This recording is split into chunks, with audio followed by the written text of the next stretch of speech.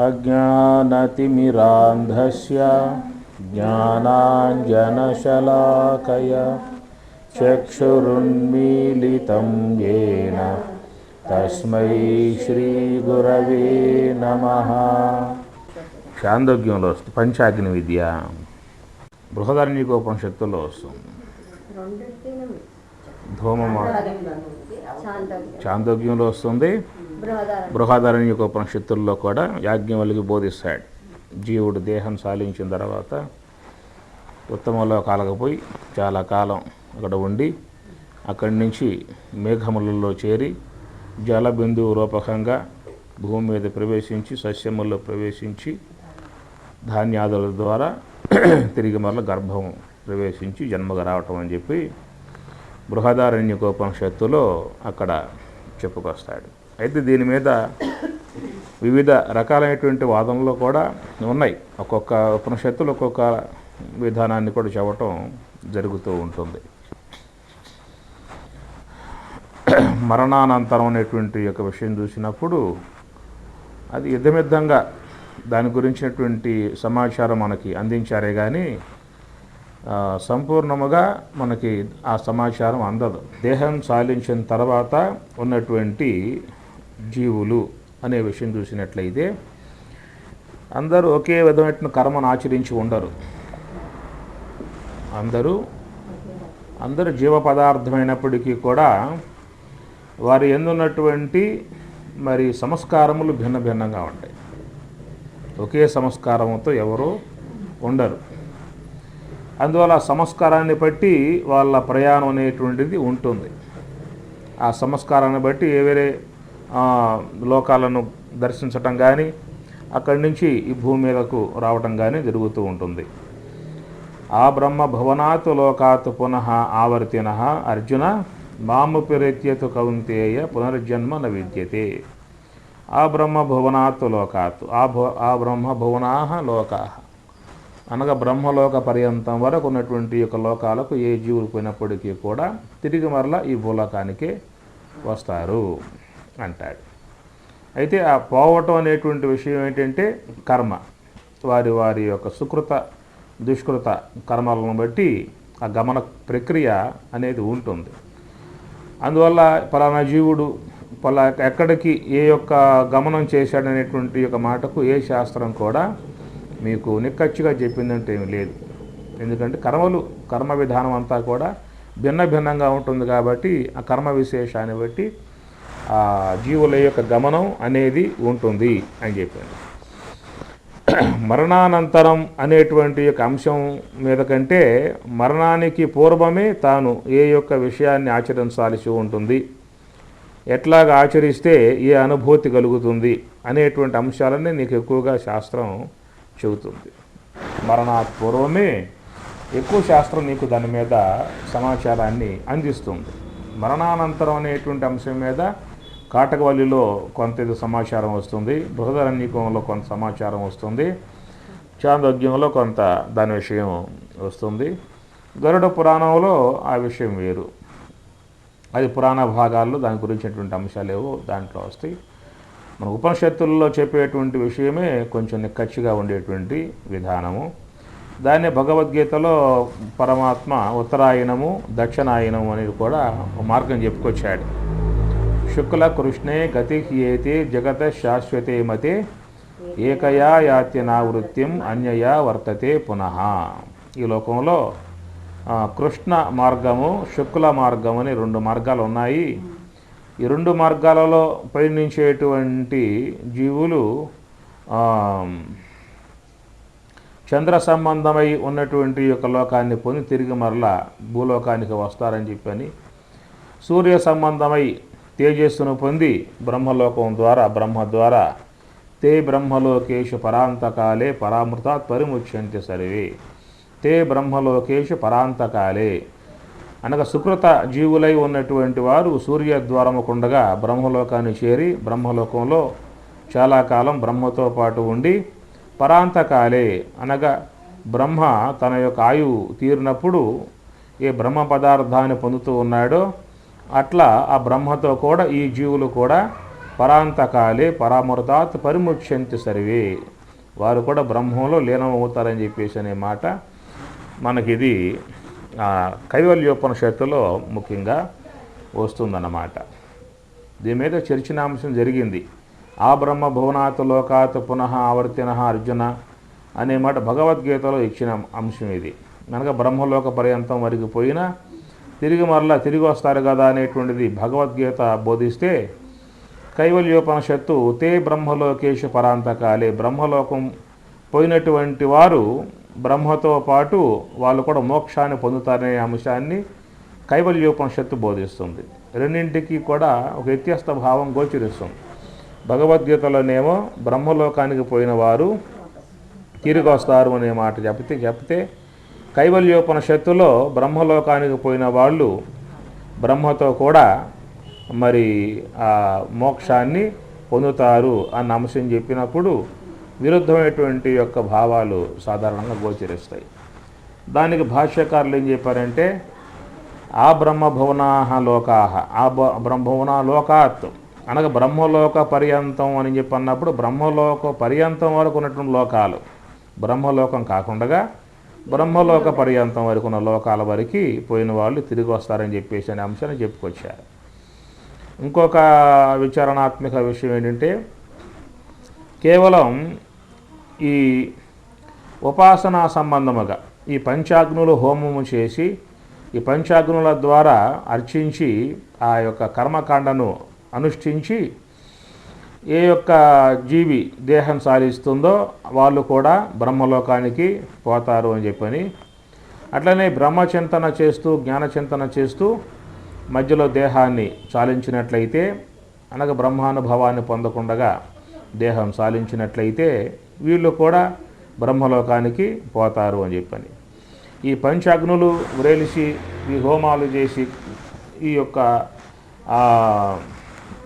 ఉపాసనా మార్గాన్ని అవలంబించేటువంటి వీరు బ్రహ్మలోకానికి పోతే బ్రహ్మలోకంలో కొద్ది కాలం పాటు ఉండి తిరిగి మరల భూలోకానికి వస్తారు అని చెప్పని, జ్ఞాన మార్గంలో పయనించేటువంటి వారు దేహం సాలిస్తే వాళ్ళు కూడా బ్రహ్మలోకానికి పోతారు, వాళ్ళు మాత్రమే బ్రహ్మతో పాటు ఉండి కైవల్యాన్ని పొందుతారనేటువంటిది ఒక అంశంగా చెప్పుకొస్తారు. శుక్లకృష్ణే గతి ఏతే జగత శాశ్వతే మతే ఏకయా యాత్యనావృత్తిం అన్యయా వర్తతే పునః, ఏకయా యాతి నా అనావృత్తిం, ఒక మార్గమేమో తిరిగి రానిది అయి ఉన్నది అన్నాడు. అన్యయా వర్తతే పునః, మరొక మార్గం తిరిగి వచ్చేదిగా ఉన్నది. రెండు మార్గాలు లోకంలో ఉన్నాయి, శుక్ల మార్గము కృష్ణ మార్గము అనేటువంటి రెండు ఉన్నాయని చెప్పాను. దానికి సంబంధించిన శ్లోకాలే అగ్ని జ్యోతి అహహ శుక్ల షణ్మాస ఉత్తరాయణం తత్ర ప్రయాత గచ్చంతి బ్రహ్మ విదో జనా. ఈ షణ్మాస ఉత్తరాయణం 6 మాసములు కలిగి ఉన్నటువంటి యొక్క దానిని ఉత్తరాయణము అని చెప్పని అంటారు. 6 మాసములు కలిగి ఉన్నటువంటి యొక్క దానిని దక్షిణాయనము అంటారు. ఇప్పుడు దక్షిణాయనం ఉత్తరాయణమా? దక్షిణాయనం. ఇది ఇప్పుడు జరుగుతున్నది దక్షిణాయనము అంటారు. కనుక ఉత్తరాయణంలో ఎవరైతే ప్రయాణం చేస్తారో వారు బ్రహ్మవిద, బ్రహ్మతత్వ అనుభవం గలవారు ఈ బ్రహ్మస్వరూపులయ్యి ఉంటారని చెప్పని ఆ శ్లోకంలో అర్థం. దక్షిణాయనంలో ప్రయాణం చేసేటువంటి వారు తత్ర చాంద్రమసం జ్యోతి, చంద్ర సంబంధమై ఉన్నటువంటి జ్యోతిని పొంది చాలా కాలం ఆ చంద్రలోకంలో చంద్ర సంబంధ లోకాలలో ఉండి తిరిగి మరలా పునః ఆవర్తతే, తిరిగి లోకంలోకి వస్తున్నారనేటువంటిది దాంట్లో అర్థం. అందుకే భీష్మాచార్యుల వారు కూడా అంపశయ్య మీద పడి ఉన్నప్పుడు దక్షిణాయనంలో ఆయనకి పోవటం ఇష్టం లేక ఉత్తరాయణం దాకా అట్లానే ఉండి ఆ తర్వాత ఉత్తరాయణం రాగానే దేహం సాలించి ఉత్తమ గతులకు పోయినట్లుగా మనకి చెప్తారు. కానీ దీంట్లో ముందా చెప్పినట్లుగా ఉపాసనా సంబంధముగా చెప్పేటువంటి అంశాలు ఈ శ్లోకాలలో ఉంటాయి, జ్ఞానపరంగా చెప్పేటువంటి యొక్క అంశములు కూడా ఈ శ్లోకంలో ఉంటాయి. ఈ ఉత్తరాయణ దక్షిణాయన అనేటువంటి యొక్క ప్రయాణ మార్గాన్ని గురించి మనకు ప్రశ్నోపనిషత్తులో వస్తుందన్నమాట. ఆడ చూసుకోవచ్చును కావాలంటే. ప్రశ్నోపనిషత్తులో ఈ ఉత్తరాయణాన్ని గురించి దాంట్లో చక్కగా చెప్పుకొస్తాడు. ప్రశ్నోపనిషత్తులో వస్తుంది అంశాలు ఏంటి. కాబట్టి ఉత్తరాయణంలో దేహం సాధించినటువంటి వారు బ్రహ్మానుభవాన్ని పొందుతున్నారు. దక్షిణాయనంలో దేహం సాధించిన వారు తిరిగి మరలా జన్మకు వస్తున్నారు అనేటువంటి యొక్క అంశము కేవలం స్థూలంగా బాహ్యముగా గ్రహించినట్లయితే అది పొసిగేటువంటి వ్యవహారం కాదు. ఎందుకంటే ఇక్కడ కాలం ద్వారానే మోక్షం అనే అంశం వస్తుంది. ఉత్తరాయణ కాలం మోక్షం ఇచ్చేదిగా, దక్షిణాయన కాలం మోక్షం ఇవ్వనిదిగా అనే అంశాలు వస్తాయి అన్నమాట. కాలం ద్వారానే మోక్షం వచ్చే పక్షంలో జ్ఞానం అవసరంలా. జ్ఞానం ధ్యానాలు నిరుపయోగం. కాలమే మోక్షాన్ని ఇచ్చేదిగా ఉన్నట్లయితే జ్ఞానంతో పని లేదు. మీకు యమ నియమ ఆసన ప్రాణాయామ ప్రత్యాహార ధారణ ధ్యాన సమాధులు అని చెప్పని ఈ సమస్య మీకు అవసరంలా.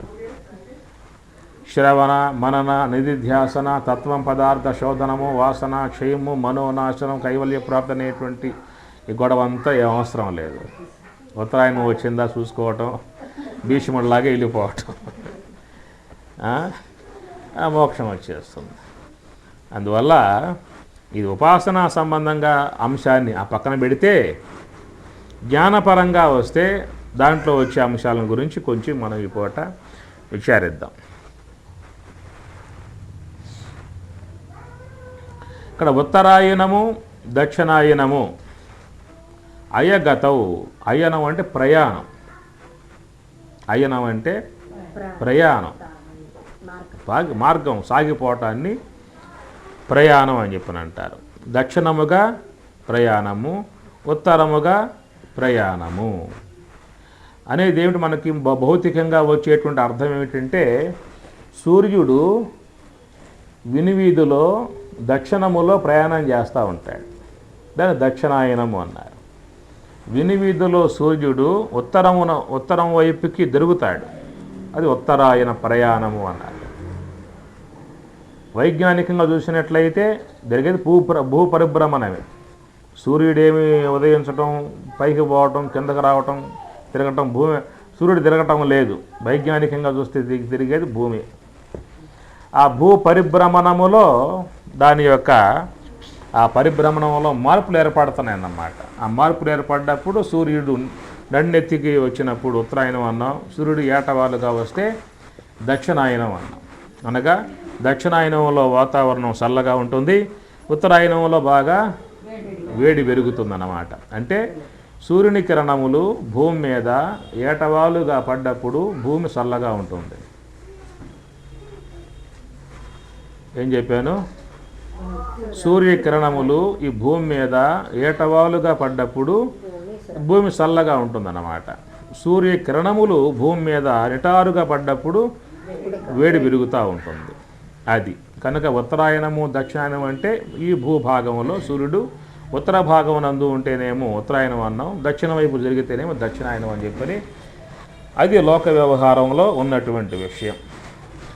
కనుక ఈ లోకములో ఉన్నటువంటి సూర్యుని యొక్క పరిభ్రమణము, చంద్రుని యొక్క పరిభ్రమణం ఇవన్నీ కూడా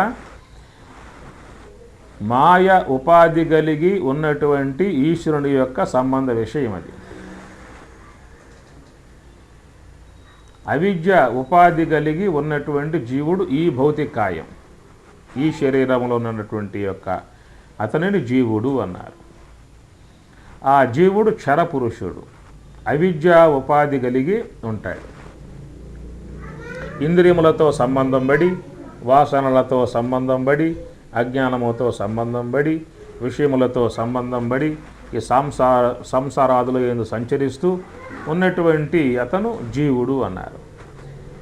ఎట్లయితే జీవునికి ఒక దేహం, ఒక శరీరం ఉన్నదో అట్లా మాయ ఉపాధి కలిగి ఉన్నటువంటి ఈశ్వరునికి కూడా ఒక ఉపాధి ఉన్నది.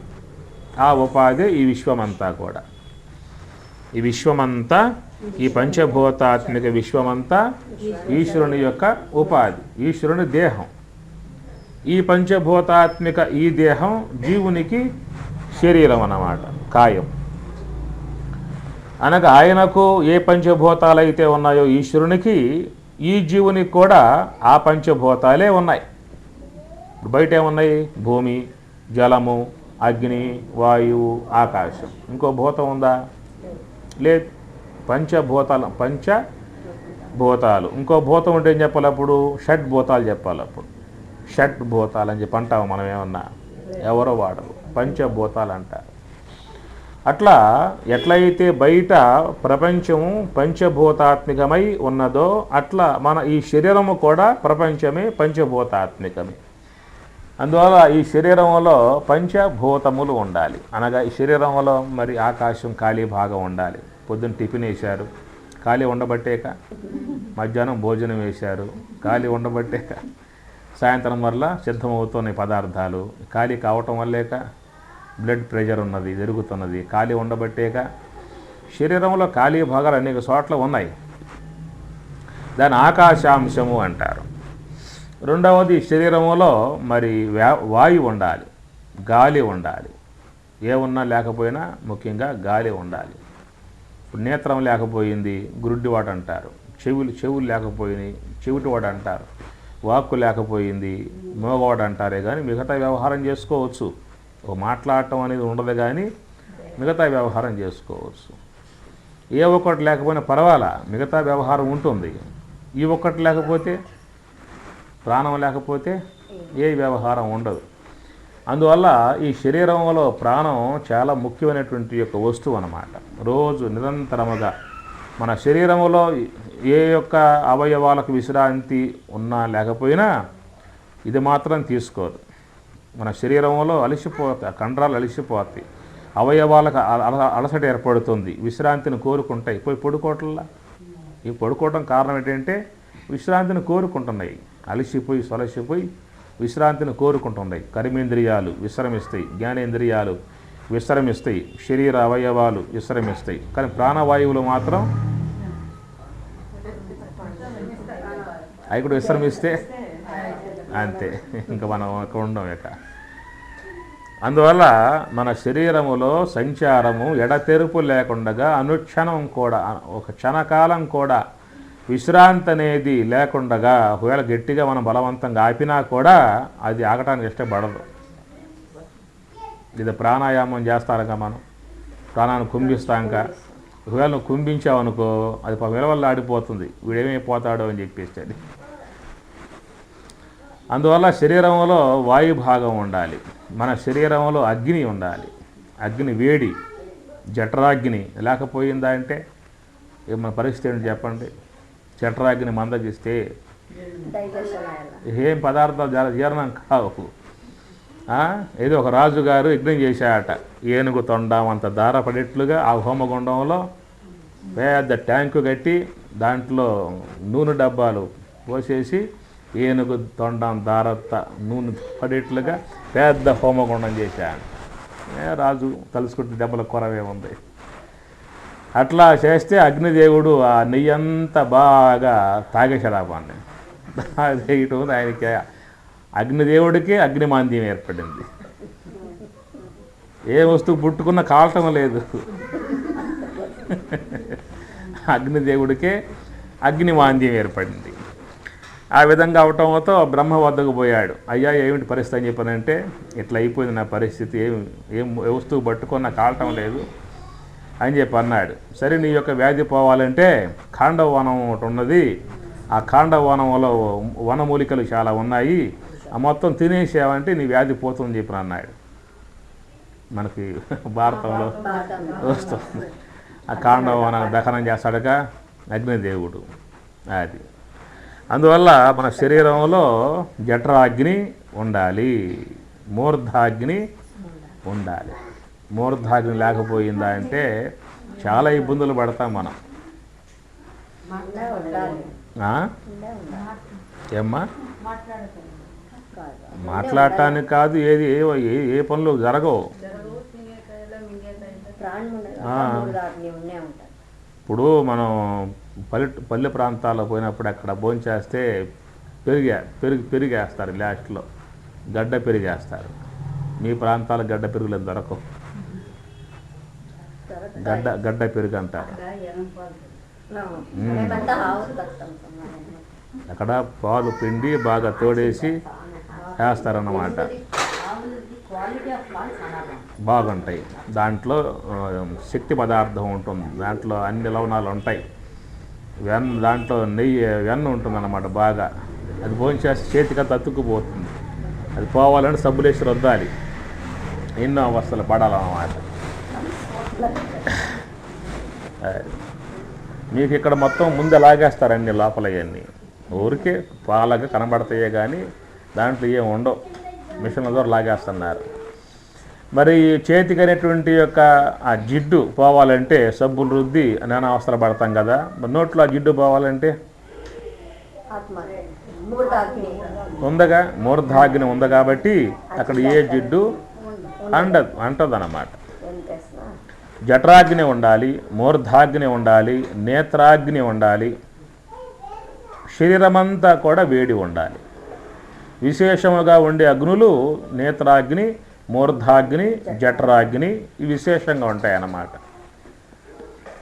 దేహమంతా ఉండేటువంటి యొక్క వేడి 98.4 డిగ్రీలు కలిగి ఎప్పుడూ కూడా అట్లాగే ఉండాలి. ఎంత చలి ప్రదేశంలో పోయినా మంచు కొండల్లో కూర్చున్నా కూడా అంతే డిగ్రీస్ ఉండాలి దేహంలో, పడిపోకూడదు. పలస పడిపోయిందంటే ఉండాలి. పెరిగినా ఇబ్బంది, తరిగినా ఇబ్బంది. పెరిగితే ఫీవర్ అంటారు, తరిగితే. కనుక మన శరీరంలో 3వ భూతమగు అగ్ని ఉండాలి, 4వదగు జలం ఉండాలి. శరీరంలో జలకణాలు ఎక్కువ ఉంటాయి. 5వదగు పృథివీ సంబంధ అన్నాదులు దేహంలో ఎప్పుడు కూడా ప్రవేశిస్తూ ఉంటాయి. అట్లా జీవునికి పంచభూతాత్మిక దేహమే, ఈశ్వరునికి కూడా పంచభూతాత్మిక దేహమే. మాయ ఉపాధి కలిగి ఉన్న ఈశ్వరునికి ఈ పంచభూతాత్మిక దేహమైతే, అవిద్య ఉపాధి కలిగి ఉన్న జీవునికి ఈ పంచభూతాత్మికము ఈ దేహం అన్నారు. ఆయనకి దేహం ఉన్నది, మనకు దేహం ఉన్నది. అందువల్ల పురుషులు అన్నారు.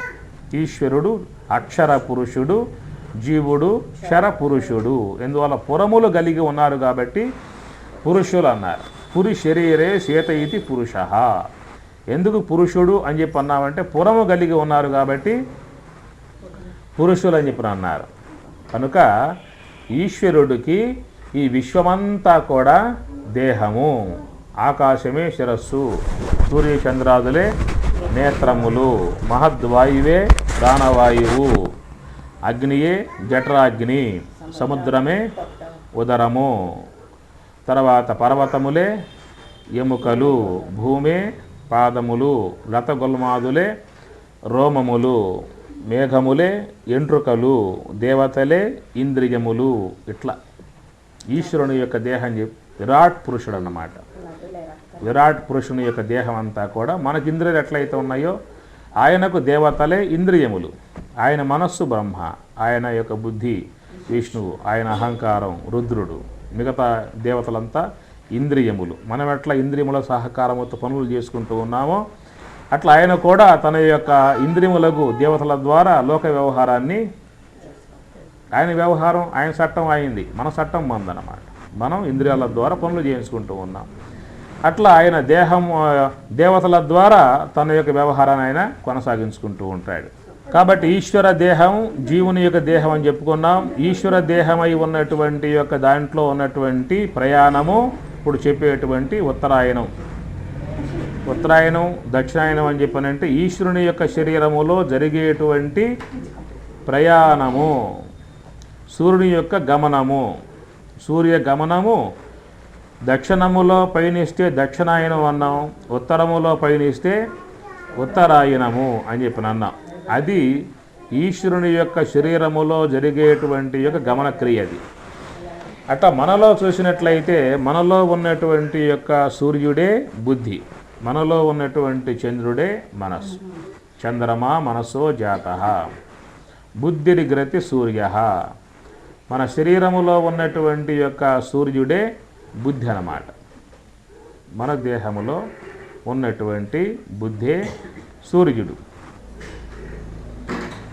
ఈ సూర్యుడు అనేటువంటి యొక్క ఈ బుద్ధి బహిర్ముఖంగా పోవటాన్నేమో దక్షిణాయనము అంటారు, అంతర్ముఖముగా పోవటాన్నేమో ఏమంటారు? ఉత్తరాయణము అంటారు. ఇందాక చెప్పింది ఏంటంటే అది విరాట్ పురుషుడు, విరాట్ పురుషుని యందున్నటువంటి యొక్క సూర్య గమనాన్ని దక్షిణాయనము ఉత్తరాయణం అని చెప్పని అది వ్యావహారికంలో చెప్పేటువంటి మాట. ఇటు పారమార్థికంగా వచ్చినప్పుడు, పరమార్థం అంటే వ్యవహారము కంటే వేరే ఉన్నది పరమార్థం. పర అంటే వేరు, వ్యవహారము కంటే వేరై ఉన్నదే పరమార్థము. అది మనలో అంతరార్థము చూసినట్లయితే, ఇటు బాహ్యార్థం అంతరార్థం. మనకంటే బయట చెబితేనేమో బాహ్యార్థం అంటాం, బయట కాకుండా నీ అందే చెప్పేటువంటి యొక్క అర్థాన్ని ఏమంటాం? అంతరార్థము. అది పరమార్థం అన్న అంతరార్థం అన్న. కనుక ఇక్కడ సూర్యుడు ఉత్తరాయణంలో పయనించటము, సూర్యుడు దక్షిణాయనంలో పయనించటము అనేటువంటి యొక్క మాటకు అర్థమేం చెప్పుకున్నాం? మనలో ఉన్నటువంటి యొక్క అంతఃకరణం బహిర్ముఖముగా పోవటాన్ని దక్షిణాయనము అంటారు. మనలో ఉన్నటువంటి అంతఃకరణం అంతర్ముఖమై పయనించటాన్ని ఉత్తరాయణము అదనమాట. దక్షిణాయనము, ఉత్తరాయణము. ఉత్తరాయణం అంటే ఉత్తు అంటే పైకి, ఉత్ అంటే పైకి, ఉత్తు ఊర్ధ్వం, తరంతీతి ఉత్తరం. ఊర్ధ్వముగా పయనించే మార్గాన్ని ఉత్తర అయనం. మన మనస్సు అనేది దక్షిణాయనంలో పయనిస్తుందా, ఉత్తరాయణంలో పయనిస్తుందా? మన యొక్క అంతఃకరణం దక్షిణాయనంలో పయనిస్తుందా, ఉత్తరాయణంలో పయనిస్తుందా? సాధారణంగా లోకంలో ప్రతి ఒక్క వ్యక్తి యొక్క అంతఃకరణం దక్షిణాయనంలోనే పయనిస్తుందన్నమాట. శ్రోత్రం చక్షు స్పర్శనంచ రసనం ఘ్రాణం ఏవచ అధిష్టాయ మనశ్చాయం విషయాన్ ఉపసేవతే. ఈ విధముగా శ్రోత్రము, త్వక్కు, చక్షువు, జిహ్వ, ఘ్రాణము ఇట్లా పంచేంద్రియముల ద్వారా, పంచేంద్రియములతో సంబంధం పడి శబ్ద, స్పర్శ, రూపరసగంధాది విషయ ప్రపంచాన్ని పొందేందుకు మాత్రమే ప్రతి ఒక్క వ్యక్తి యొక్క అంతఃకరణం పయనిస్తూ ఉంటుంది. గురువు చెప్పనంత వరకు నివృత్తి మార్గంలో పోవటం అనేటువంటి యొక్క అంశం వ్యక్తికి రాదు. ప్రవృత్తి మార్గంగా పోయేటువంటి విధానం లోకంలో ప్రతి ప్రాణికి ఉన్నది. ఈ విశ్వంలో సమస్త ప్రాణులకు విశ్వం తన నిర్మాణంలోనే బహిర్ముఖంగా పోయేటువంటి విధానాన్ని నిర్మించింది. ఈ మాట మీకు కఠోపనిషత్తులో వస్తుంది. పరాత్ ఖాని వ్యత్రణత్ స్వయంభూ తస్మాత్ పరాత్ పశ్యతి నా అంతరాత్మన్ అంటాడు కఠోపనిషత్తులో. పరాత్ ఖాని, ఖమ్ అంటే ఇంద్రియం, ఖాని ఇంద్రియములు. సమస్త ఇంద్రియములు బయటికి పోవులాగా బ్రహ్మట నిర్మాణం చేశాడట. తస్మాత్ పరాత్ పశ్యతిన అంతరాత్మన్. ఆ కారణంగా అంతరాత్మన్ న పశ్యతి. ఎవరూ కూడా తనలో ఉన్నటువంటి అంతరాత్మను తెలియలేకుండా ఉన్నారన్నాడు. తస్మాత్ పరాత్ పశ్యతి అంతరాత్మ, అంతరాత్మన్ న పశ్యతి, చూడలేకపోతున్నారు. కశ్చిత్ ధీర ప్రచగాత్మానం ఐక్షతు. ఒకానొక ధీరుడు తనలో ఉన్నటువంటి ఆత్మ యొక్క స్వరూపాన్ని దర్శించే ఉద్దేశముతో ఆవృత్త చక్షు అమృతత్వం ఇచ్చన్. బయటికి పోయేటువంటి యొక్క అంతఃకరణాన్ని బయటికి పోనివ్వకుండా ధ్యానము ద్వారా అంతర్ముఖము చేసే ప్రయత్నాన్ని చేస్తూ ఉన్నాడు అన్నాడు. అంతరాత్మం పశ్యతి. ఈ ప్రకారంగా చూసినట్లయితే లోకంలో ఏ యొక్క జీవికి కూడా అంతర్ముఖమై పయనిస్తే పొందబడేటువంటి యొక్క అంశమేమిటో అనేటువంటి యొక్క విషయం స్వతసిద్ధముగా తెలియదు. గురువు చెప్పనంత వరకు, ఆ మార్గం తెలియజేయనంత వరకు ఏ వ్యక్తికి కూడా అంతర్ముఖ ప్రయాణం ఒకటి ఉన్నది, అంతర్ముఖముగా పయనిస్తే ఆత్మ యొక్క తత్వానుభవాన్ని పొందడం జరుగుతుంది అనేటువంటి యొక్క విషయం ఏ వ్యక్తికి కూడా స్వతసిద్ధముగా లోకంలో తెలియబడదు. అది గురువు చెప్పినప్పుడే ఆ యొక్క మార్గంలో పోవటానికి ఉపక్రమిస్తాడు. దాన్ని ఉత్తరాయణం అన్నారు. ఉత్తంటే పైకి పోవటం, ఊర్ధ్వం. దాన్ని భగవద్గీతలో 6 రుక్షోహో మునేహి యోగం కర్మ కారణముచ్యతే యోగా రూఢస్య తస్యైవ శమః కారణముచ్యతే అన్నాడు. 6 రుక్షోహో అంటాడు. 6 రుక్షోహో అంటే ఎక్కగోరేవాడు, అంతరముకుడై పైనింపగోరేవాడు. 6 రుక్షోహో ఎక్కగోరేవాడు. ఆ పైకి పోయే విధానం ఏమిటంటే మనకి స్వామిగారు చెప్పిన మాటలు, లక్ష్మణాలు చెప్పిన మాటలు, స్థూల దేహానికి ఆధారం శ్వాస, శ్వాసకు ఆధారం కుండలినీ శక్తి, కుండలినీ శక్తికి ఆధారం సంకల్ప శక్తి, సంకల్ప శక్తికి ఆధారం మనస్సు, మనస్సుకు ఆధారం బుద్ధి, బుద్ధికి ఆధారం జీవుడు, జీవునికి ఆధారం ఈశ్వరుడు. ఏం చెప్పాను?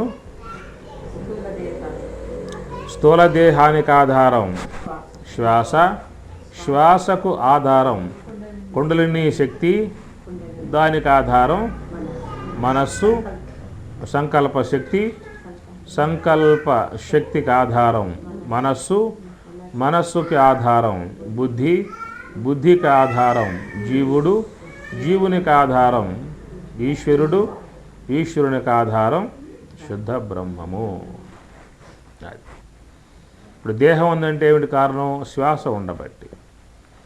ఆ శ్వాస యొక్క సంచాలనం జరుగుతుందని చెప్పానంటే కుండలిని అనేటువంటి శక్తి యొక్క ఆశ్రయంలో శ్వాస యొక్క గమనం జరుగుతూ ఉంటుంది. దానికి ఆధారం సంకల్ప శక్తి అని చెప్పని అంటారు. ఆ సంకల్పం పుట్టేది మనస్సులో, మనస్సు ఆధారం అవుతుంది. ఆ మనస్సు అనేటువంటి యొక్క వస్తువుకు ఆధారం బుద్ధి, మలినాంతఃకరణం మనస్సు అయితే శుద్ధాంతకరణం బుద్ధి అన్నమాట.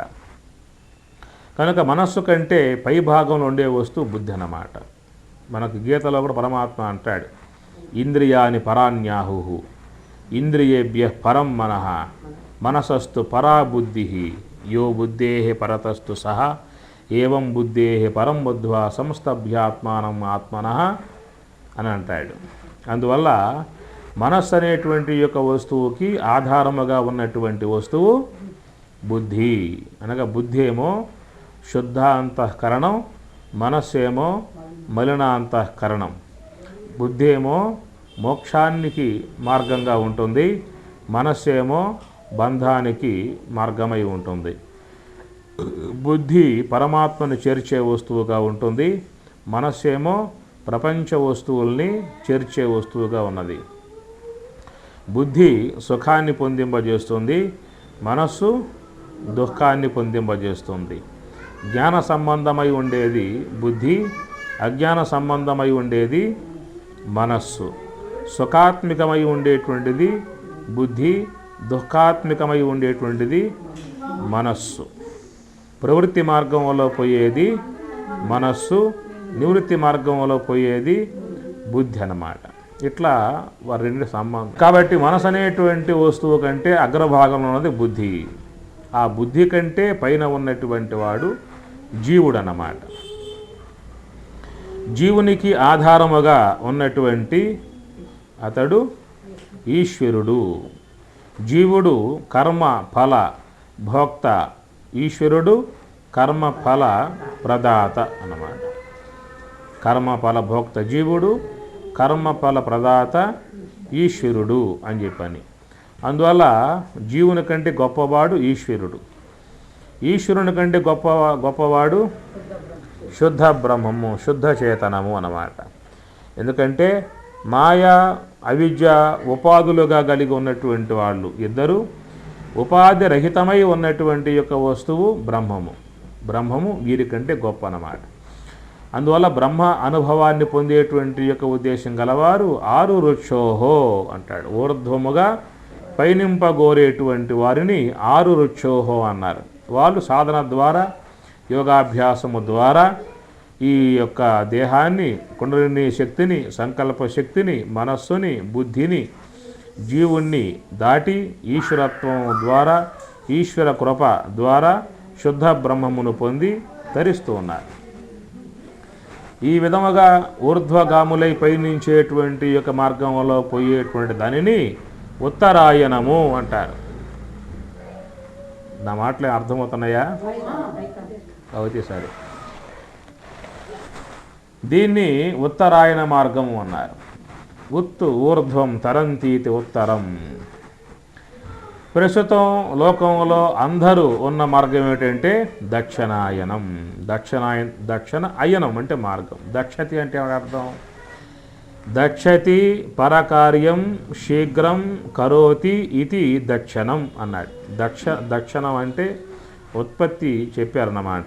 దక్షతి పరకార్యం శీఘ్రం కరోతి. పరకార్యం తనకంటే అన్యముగా ఉన్నటువంటి వ్యవహారాలలో పోవటానికి ఎంతో ఉత్సాహంగా సంతోషంగా ఉరుగుతూ ఉంటాం. స్వకార్యం అంటే స్వ అనగా ఆత్మ. ఆత్మ యొక్క అనుభవాన్ని పొందేటువంటి యొక్క మార్గంలో పోవటం స్వకార్యం. స్వ అంటే తాను, స్వ అంటే ఆత్మ. కనుక తన యొక్క ఆత్మతత్వానుభవాన్ని పొందేటువంటి యొక్క ప్రయత్నములో ఉండటాన్ని స్వకార్యం అంటారు. తనకంటే అన్యముగా ఉన్నటువంటి స్థూలదేహము, సూక్ష్మదేహము, కారణదేహము, ఇంద్రియములు, వ్యవహారము, విషయములు ఇవన్నీ కూడా తనకంటే వేరుగా ఉన్నటువంటి వస్తువులు అన్నమాట. ఈ విధముగా ఈ స్థూలదేహ సంబంధ కార్యములు, సూక్ష్మదేహ సంబంధ కార్యములు, ఇంద్రియ సంబంధ కార్యములు, లోక సంబంధ కార్యములు, గృహ సంబంధ కార్యములు అంటే తక్షణమే దాంట్లో ప్రవేశిస్తూ ఉంటాం. మిగతా అనాత్మ, తనకంటే వేరుగా ఉన్నటువంటి అనాత్మ సంబంధ వాటిని సాధించేటువంటి యొక్క కార్యాలలో ఎంతమంది ఉంటారంటే ఎక్కువ శాతం దాని అందే ఉన్నారు. అది కనుక పర అనగా తనకంటే వేరై ఉన్నటువంటి. గీతలో శ్లోకం వస్తుంది, స్వధర్మే నిధనం శ్రేయ పరధర్మో భయావహ. శ్రేయాన్ స్వధర్మ విగుణ పరధర్మో భయావహ. స్వధర్మే నిధనం శ్రేయ పరధర్మో భయావహ అంటారు. శ్రేయాం స్వధర్మ, స్వధర్మము స్వధర్మము, శ్రేయ శ్రేయస్సు. శ్రేయస్సు అంటే మోక్షం. శ్రేయస్సు అన్న, నిర్వాణం అన్న, మోక్షం అన్న అన్ని అర్థాలు ఒకటి అమరకోశంలో చెబుతాడు. శ్రేయాం స్వధర్మ, స్వధర్మము. స్వధర్మం అంటే స్వ అనగా ఆత్మ. ఆత్మను పొందింపజేసేటువంటి యొక్క ఏ సాధనా సంబంధ ప్రక్రియ ఉన్నదో దానిని స్వధర్మం అంటారు. అందుచేత మరి దక్షిణాయనంలో పయనించేటువంటి వాళ్ళముగా ఉన్నామా, ఉత్తరాయణంలో పయనించేటువంటి వాళ్ళమై ఉన్నామా అని ప్రశ్న వేసుకుంటే అది ఎవరికి వారికే తెలుస్తుందన్నమాట. ఉత్తరాయణంలో పయనించేటువంటి వాళ్ళై ఉంటే ఏముంటాయి వాళ్ళకి అన్నమాట ఆ శ్లోకం. అగ్ని జ్యోతి ఆహా శుక్ల షణ్మాస ఉత్తరాయణం. ఉత్తరాయణం షణ్మాస. ఇక్కడ షణ్మాస అంటే మాసం అంటే లెక్క. షట్ అనగా 6. ఉత్తరాయణములో ఉండేటువంటి 6 మాసం అంటే యోగ్యత. యోగ్యతను కలగజేసేటువంటి విధానమే మాసం అంటే. మీన్ మాసే.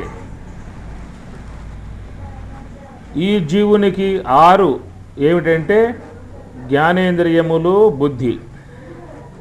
జ్ఞానేంద్రియములు, బుద్ధి చేరి జీవుని యొక్క విషయంలో 6 మాసాలు. దక్షిణాయనము అన్నప్పుడు కర్మేంద్రియములు, మనస్సు అనేటువంటి వాటిని చేర్చి 6 మాసములు దక్షిణాయనం. అనగా ఈ యొక్క కర్మేంద్రియములు, మనస్సు అనబడేటువంటి యొక్క వస్తువులు రజో సంబంధం కలిగి ఉంటాయి. బుద్ధి, జ్ఞానేంద్రియములు సాత్విక సంబంధం కలిగి ఉంటాయి. సాత్వికముతో కూడి ఉన్నటువంటి యొక్క వస్తువు బుద్ధి, జ్ఞానేంద్రియాలు. రజోగుణముతో సంబంధం పడి ఉన్నటువంటి యొక్క వస్తువులు కర్మేంద్రియములు, మనస్సు అన్నమాట. రజోగుణం అనేది ప్రకృతిని పొందింపజేస్తుంది, సాత్వికం పరమాత్మ వైపుకి తీసుకుపోతుందన్నమాట. అందుచేత ఈ నివృత్తి మార్గములో ఉత్తరాయణ మార్గములో హంస మార్గములో అంతర్ముఖముగా పయనించేటువంటి వారికి ఏర్పడేటువంటిది అగ్ని, జ్యోతి, అహహ, శుక్ల అన్నాడు. 4 చెప్పాడు విశేషణాలు.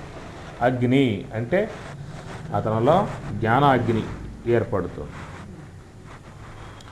మనస్సు అనే వస్తువుని హంస మార్గములో నివృత్తి మార్గములో పయనింపచేసేటువంటి యొక్క యోగులకు ఏర్పడేటువంటిది ముందుగా అగ్ని. ఆత్మ సంయమ యోగాగ్నౌ జుహ్వతి జ్ఞానదీపితే. ఆత్మ సంయమ యోగాగ్నౌ లేదా బ్రహ్మాగ్నౌ బ్రహ్మనాహుతం బ్రహ్మైవతేన గంతవ్యం బ్రహ్మకర్మ సమాధిని పొందే కొద్దీ బ్రహ్మాగ్ని ఏర్పడుతుంది. ఆ బ్రహ్మాగ్నిలో అనాదిగా ఉన్న కర్మవాసనలను దగ్ధం చేయబడుతుంది అక్కడ. అందువల్ల అగ్ని అన్నాడు. ముందుగా ఆలల్లో అగ్ని ఏర్పడుతుంది. జ్యోతి, ఇది జ్యోతి అంటే ప్రకాశం. ఇది ప్రకాశ మార్గం.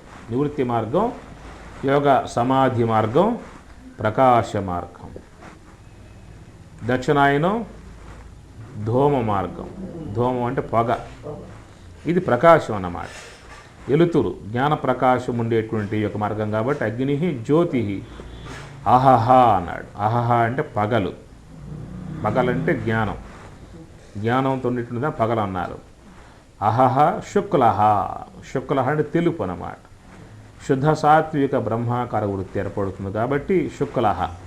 మలిన సాత్విక అవిద్య అంతరించి శుద్ధ సాత్విక ప్రకృతి ఏర్పడుతుంది కాబట్టి శుక్లం అన్నాడు. కనుక నివృత్తి మార్గములో యోగ మార్గములో పయనించేటువంటి వారికి అగ్ని, జ్యోతి, అహహ, శుక్ల అనేటువంటి ఈ ఏర్పడతాయి. ఇవి ఏర్పడి వీటి ద్వారా అంతర్ముఖులై పయనించినటువంటి వారు బ్రహ్మవిదో జనాః. బ్రహ్మవిద, అట్టి బ్రహ్మ మార్గంలో పయనించే వాళ్ళు బ్రహ్మవిద, బ్రహ్మస్వరూపాన్ని గుర్తించి బ్రహ్మమే అగుతున్నారు. రెండవ దక్షిణాయనంలో పోయేవారు ధూమ రాత్రి తదా కృష్ణ షణ్మాస. దక్షిణాయనముగా ప్రవృత్తి మార్గంలో పోయే వాళ్ళకి ఏముంటుంది? ఎప్పుడు కూడా పొగ. ధూమం అంటే పొగ అన్నమాట. ఎప్పుడు మనిషిలో మనో సంబంధ ఆలోచనలే గుమికూడి ఉంటాయి. క్షణకాలం కూడా వ్యక్తి ఆలోచన లేకుండా ఉండలేడు. ఎప్పుడు ఏదో ఒక ఆలోచన మనసులో మెదులుతూనే ఉంటుందన్నమాట. ఒకవేళ ధ్యానంలో కూర్చున్నా కూడా అవి వీడిని బాధిస్తూ ఉంటాయి. అది ప్రవృత్తి మార్గం అన్నమాట.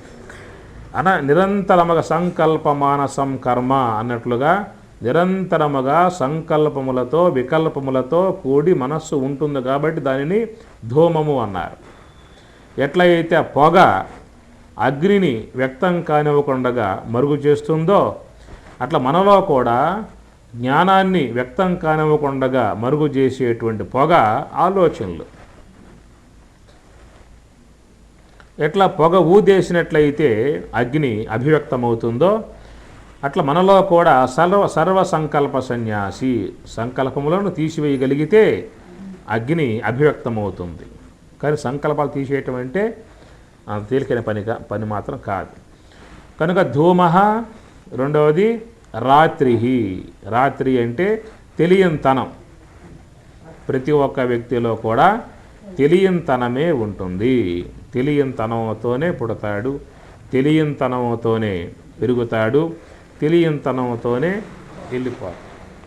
ఎందుకు వచ్చాము, దేనికోసం వచ్చాము, ఏం చేసుకుని వచ్చాము, ఏం చేసుకుంటే జీవిత సార్థక్యం సిద్ధిస్తుంది, నేను అనగా ఏది, నేను కానిది ఏది, అనాత్మ అంటే ఏది, ఆత్మ అంటే ఏది, ప్రవృత్తి మార్గం ఏది, నివృత్తి మార్గం ఏది, బంధం ఏది, మోక్షం ఏది అనే విషయాలు తెలియకుండా చేయటమే రాత్రి. రాత్రిపూట మీకు తెలుస్తాయి ఏమైనా వస్తువులు? ఇప్పుడు అంధకారం, కరెంటు పోయింది, తెలుస్తాయి వస్తువులు ఏమన్నా? కనుక రాత్రి ఏం చేస్తుందంటే వస్తువులను తెలియకుండా చేస్తుందన్నమాట. అట్లా మనలో కూడా మనమంటే ఏమిటో, మన యొక్క వ్యక్తిత్వం ఏమిటో, మన యొక్క ఉనికి ఏమిటో, మన యొక్క స్వరూపం ఏమిటో, మనకు బంధం ఎట్లా వస్తుందో, మోక్షం ఎట్లా వస్తుందో అనేటువంటి విషయాలు తెలియకుండగా ఆ తెలియనితనంతోనే జీవితం గడిచిపోతాయి. చాలా జీవిత లోకంలో మరి లక్షల కొద్దీ జనుల యొక్క జీవితాలు ఈ రాత్రి పూటే జరిగిపోతూ ఉన్నాయి. పగటి పూట రావట్లా. జ్ఞాన ప్రకాశం ఉండాలి. గురువుల యొక్క బోధన ప్రకాశం ఉంటే వాళ్లకు ఆ రాత్రి తొలగిపోతుంది, తెలియంతనం తొలగిపోతుంది. గురువాక్యాలు, తత్వవాక్యాలు, గీతావాక్యాలు, ఉపనిషద్వాక్యాలు విన్నట్లయితే ఈ తెలియంతనం తొలగిపోతుంది. అవి విననంత వరకు ఈ తెలియంతనమే ఉంటుంది. ఆ తెలియంతనం ఉండటాన్నే ఇక్కడ రాత్రి అన్నాడు. ధూమ రాత్రి తదా కృష్ణ. కృష్ణ అంటే నలుపు అన్నమాట. కృష్ణ అంటే నలుపు, నల్లగా ఉండేటువంటిది అజ్ఞానం. మూలా విద్య అన్నారు. మూలా విద్య వల్ల పారమార్థిక వస్తువు మరుగు చేయబడుతుంది. తోలా విద్య వల్ల వ్యావహారిక వస్తువు మరుగు చేయబడుతుంది.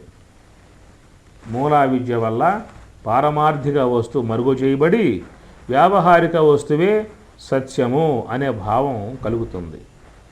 తోలా విద్య వల్ల వ్యావహారిక వస్తువు మరుగు చేయబడి ప్రాతిభాషిక వస్తువే సత్యం అనే భావనగా తొయ్యబడుతుంది.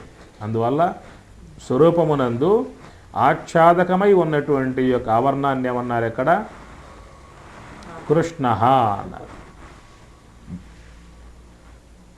ధూమేన వ్రియతే వహ్ని యథాదర్శో మలేన చ యదోల్బేన ఆవృతో గర్భ కదా తేనేదం ఆవృతం అన్నాడు. ఎట్లయితే ఆ అగ్నిని వ్యక్తం కానివ్వకుండగా పొగ ఆవహిస్తుందో, ఏ ప్రకారముగా అద్దం మీద దుమ్ము ధూళి కణములు చేరి మన ముఖబింబాన్ని వ్యక్తం కానివ్వకుండగా మెరుగు చేస్తుందో, ఏ విధముగా ఆ యొక్క మరి స్త్రీ గర్భంలో ఉన్నటువంటి యొక్క శిశువుని అభివ్యక్తం కానివ్వకుండా మావి కప్పివేసి ఉన్నదో, అట్లా ధూమేనావ్రియతే వహ్ని తదా తేనేదం ఆవృతం. అట్లా ప్రతి ఒక్క వ్యక్తిలో కూడా అజ్ఞానం అనేది ఆత్మస్వరూపాన్ని మరుగు చేసింది. కాబట్టి అది ఏం చెప్పాడు? కృష్ణ నలుపు అన్నమాట. ఆ నలుపు సంబంధమే అజ్ఞానం. అజ్ఞానము చేత స్వరూపం ఆవహింపబడుతుంది. కాబట్టి ఈ విధముగా ఉన్నటువంటి వాళ్ళు పయనించేటువంటి యొక్క మార్గము దక్షిణాయన మార్గము. ప్రవృత్తి మార్గంలోనే పోతారు. నివృత్తి మార్గం లేకుండా ప్రవృత్తి మార్గంలోనే పోతారు.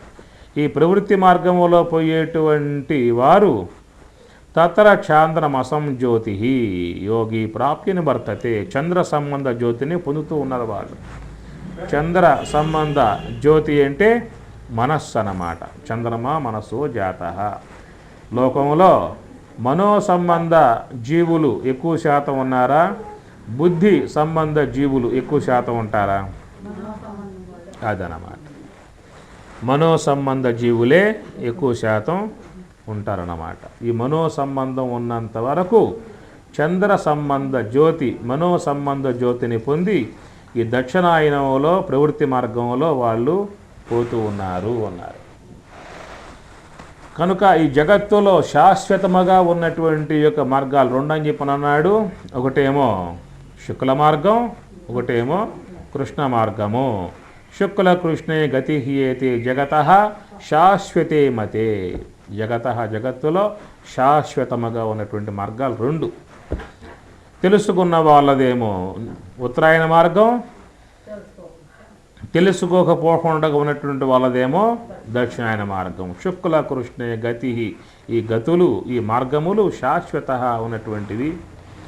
ఏకయాయాతిన అనావృత్యం. ఒక మార్గంలో ఉత్తరాయణ మార్గంలో పోయే వాళ్ళు తిరిగి రారు. దక్షిణాయనంలో పయనించేటువంటి వాళ్ళు తిరిగి మరల జన్మకు వస్తూ ఉంటారనేటువంటిది ఆ శ్లోకాలలోని అర్థం అన్నమాట. నైతే శృతి పార్థ జానన్ యోగి ముహ్యతి కశ్చన. పక్కన శ్లోకం. నా ఏతే శృతి జానన్. ఎవరైతే ఈ రెండింటి యొక్క మార్గములను తెలుసుకుని ఉంటారో ఆ తెలుసుకుని ఉన్నటువంటి యొక్క యోగి నముహ్యతి, తిరిగి మరలా యోగులై ఉన్నటువంటి వాళ్ళు మోహానికి గురికారు. అనగా నివృత్తి మార్గములో పయనించేటువంటి యొక్క యోగులు తిరిగి మరల మోహానికి గురికారు, పొరబడరు, జారిపోరు. నైతే శృతి పార్థ జానన్ యోగి నముఖ్యతి కశ్చన ఒకానొకప్పుడు కూడా అతడు పొరబడడు, మార్గం నుంచి విడబడడు, జారిపోడు. తస్మాత్ సర్వేషు కాలేషు యోగయుక్తో భవార్జున. తస్మాత్ ఆ కారణం చేత సర్వేషు కాలేషు అన్ని కాలముల యందు ఓ అర్జున యోగివి భవ, నీవు కూడా యోగివి కమ్ము అంటాడు. యోగివయ్యావా ఉత్తరాయణ మార్గంలో పయనిస్తావు అని అర్థం. నారీ కటాక్ష పటు నారాచ భయరహిత శూరులెరుగుదురు నిన్ను చూచేటి చూపు ఘోర సంసార సంకుల పరిచ్ఛేదులగు ధీరులెరుగుదురు నీ దివ్య విగ్రహము ఇతరులకు నిన్ను నెరుగతరమా. సతత సత్యవ్రతులు సంపూర్ణ మోహ విరహితులెరుంగుదురు నిన్ను ఇందిరారమణ ఇతరులకు నిన్ను నెరుగతరమా. ఇతరులకు నిన్ను నెరుగతరమా. పరమ భాగవత పద పద్మ సేవా నిజాభరణులెరుగుదురు నీ పలికేటి పలుకు పరగు నిత్యానంద పరిపూర్ణ మానస స్థిరులెరుంగుదురు నిను తిరువేంకటేశ. పరగు నిత్యానంద పరిపూర్ణ మానస స్థిరులెరుంగుదురు నిను తిరువేంకటేశ. ఇతరులకు నిను నెరుగతరమా. సతత సత్యవ్రతులు సంపూర్ణ మోహ విరహితులెరుంగుదురు నిను ఇందిరారమణ ఇతరులకు నిను నెరుగతరమా. ఇతరులకు నిను నెరుగతరమా. ఓం సహనావవతు సహనౌ భునక్తు సహ వీర్యం కరవావహై తేజస్వినావధీతమస్తు మా విద్విషావహై. ఓం శాంతి శాంతి శాంతి. ఓం సర్వేషాం స్వస్తిర్భవతు. ఓం సర్వేషాం శాంతిర్భవతు. ఓం సర్వేషాం పూర్ణం భవతు. ఓం లోకా సమస్తా సుఖినో భవంతు. ఓం శాంతి శాంతి శాంతి. హరి ఓం తత్సతు.